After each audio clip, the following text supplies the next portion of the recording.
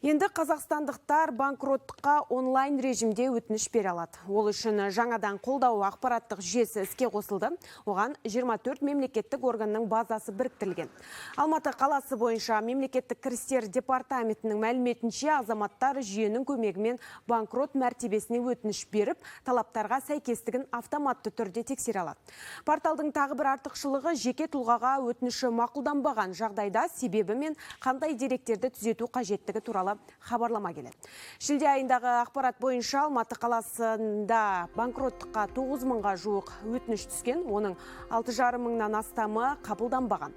Ал 730 өтініш бойынша соттан тыс банкроттық рәсімі басталды. 1400 азамат банкрот деп танылды.